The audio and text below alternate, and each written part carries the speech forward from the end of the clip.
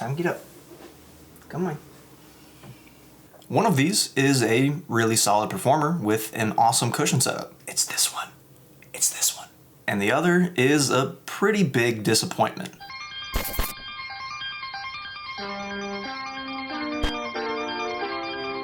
What's going on, guys? Welcome back to the official WearTesters YouTube channel. My name is Jackson, and today we have a performance review on not just one, but two Skechers basketball models, the SKX Float and the SKX Resagrip. And yeah, in case you missed it, Skechers makes basketball shoes now. In addition to the shoes, they did send over these nice little tech breakdown sheets, so big thanks to Skechers. I wish more brands would do that. So I can tell that Skechers was kind of aiming for a different play style, a different preference with each of these models. And it's funny because the one that doesn't really match up with what I normally like in a basketball shoe ended up being the one that I enjoyed playing in the most. So we'll start with the SKX Float. This shoe looks like something that my father-in-law would be like really excited about. The traction setup here is a radial pattern, and on this colorway I've got translucent rubber. The rubber attracts a ton of dust. If there's dust on the floor, this thing is gonna find it. But despite that, I found the performance to be more than adequate. You'll need to wipe the outsoles every now and then when you're not on a really clean court, but despite that, I found the traction performance to be consistently really good. My only complaint is with outdoor durability.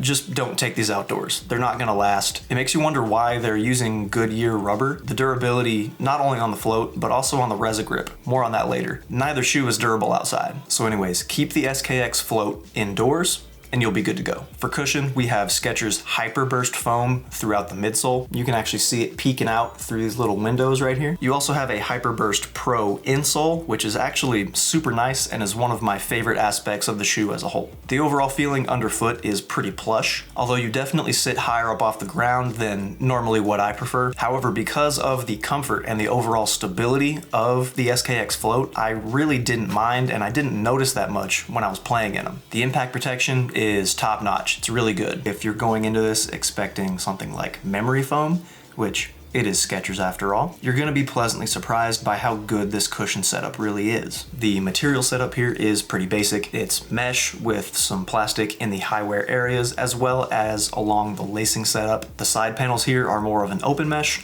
while the front half of the shoe is a much tighter mesh with a decent amount of padding behind it, and that tongue is an open mesh with a lot of padding behind it as well. In the collar area, the material is soft enough that despite the mid cut, I didn't feel like my movement was being restricted at all. The material setup is nothing special, but it definitely gets the job done. There's no bad flex points, there's no pinching, nothing hurts.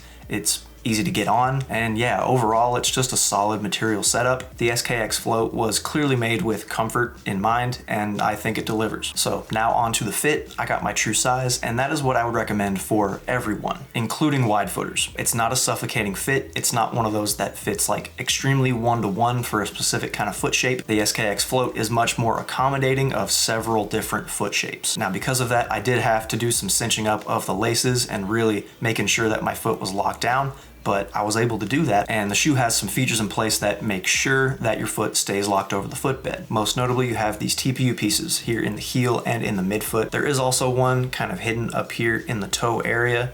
It's behind the mesh. You also do sit just down within this top line of the midsole. It's not much, but it does help secure your foot just a little bit more. Heel lockdown was also good, so I thought heel to toe. The lockdown on the SKX Float was really good. The shoe was like the old head that shows up to the gym, can't jump over a phone book, has zero athleticism, still gets buckets. It's not flashy, but it gets the job done. The support on the SKX Float is anchored by that fit, and you also have some different support pieces in place, and it's really a more stable shoe than I thought it was gonna be. That base is nice and wide, and the midsole here on the lateral side really forms a pretty decent outrigger. Torsion support is there as well, nothing to complain about there.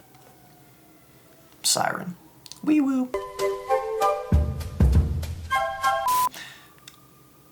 You also have an internal heel counter to go along with these TPU clips here on the side. God, that siren is loud. And so yeah, while you are sitting a little bit higher up off the ground than you do in most shoes, the shoe never felt tippy. I never felt unstable while I was wearing them. So because of that good accommodating fit and the overall stability, I feel like the support features here are gonna be more than enough for pretty much anybody. So yeah, overall, the SKX Float is gonna be a good option if you're somebody who wants a lot of cushion and or if you have a wide foot. They're comfortable, they fit well, the traction's good. This isn't a shoe that's made for speedy or shifty guards, even though I'm not speedy nor am I shifty. I do usually gravitate towards shoes that are made for players like that. However, I did enjoy my time playing in the SKX Float. Now let's move on to the SKX Resagrip. I'll be honest, this shoe has potential, but there is one thing that just totally ruins it and makes it so that I really don't recommend it for anybody, and it's that tooling setup. So Resagrip is a foam that's even more firm than something like Flow, and it's used for the traction, and it's also kind of used as a carrier foam for the Hyperburst midsole. The traction pattern overall looks pretty good. It's got some nubs and some lines and some pressure points, and right out of the box it performed pretty good. Even on a dusty court, it honestly surprised me. The problem here is that Resagrip, come here, is the least durable outsole material that I have ever experienced in my life. It makes Flow look durable. Terrible. Terrible!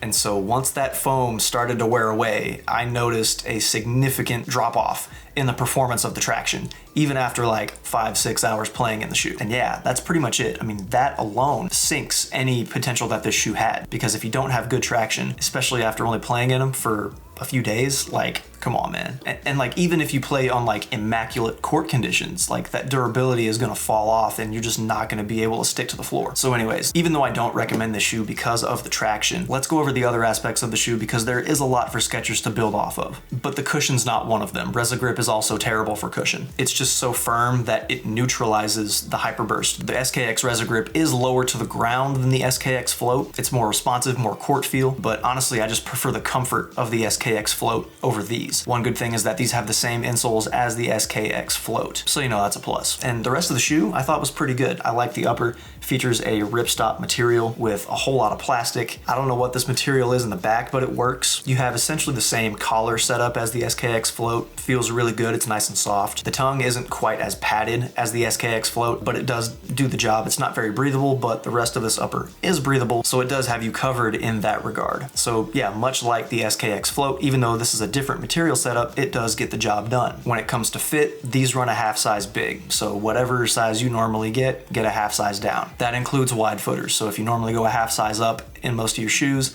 just stick with your true size in these and you should be good. And because they fit a little big, it was kind of hard to get a gauge on just how good that lockdown was. Connected to the bottom two lace loops on each side of the shoe, you have these little support wings, and these did a really good job of helping you stay over the footbed. You can feel them in action. You also do sit ever so slightly within this midsole, enough that I think it does make a little bit of a difference. And the heel lockdown that I experienced was also pretty good. So I can imagine that if I went a half size down, I think these are gonna fit really, really nicely. As for support, you have a stable base until the traction starts sliding everywhere, and then you don't. Cushion is pretty firm. You're lower to the ground than the SKX Float. You got a big old plastic midfoot shank, and not one, but two heel counters. One external, one internal. Much like the fit, you've got all the right ingredients in place here. You just get the fit right, and I think you're gonna have a pretty supportive shoe overall. So like I said before, there are some good things to take away from the SKX Resagrip, and there's some stuff for Skechers to build on for the future. Essentially, I know the name of the shoe is the SKX Resagrip, but the Resagrip really was the source of the issues here. So what Skechers is gonna have to do is either greatly improve the Resagrip, especially make it more durable, or scratch it and replace it with a more traditional midsole outsole. I wouldn't even mind Skechers kind of revamping this, using the same upper and essentially just replacing that Resagrip tooling with something better. Again, the deal breaker here is the traction durability. I cannot overstate how bad it was. Yeah, the cushion didn't feel that great either, but I'd be able to put up with it if the traction was good. You know, I applaud Skechers for taking such a big swing with Resagrip. It didn't work out, and that's okay. You build off of that in the future. You have a nice upper, and you do have a really good shoe in the SKX Float. People are gonna clown because it's Skechers, but I think this is a really solid foundation to build on. That's pretty much all I've got for the performance review on the Skechers SKX Resagrip and the SKX Float. Drop a comment on this. Let me know if you've tried them, what you think of them, and if you haven't tried them, would you give them any consideration? Both of these models also have a low top version, so if lows are more your speed, then maybe that's something worth checking out. They both retail for 150 bucks, which yes, is too much, but I do think the SKX Float would be worth trying out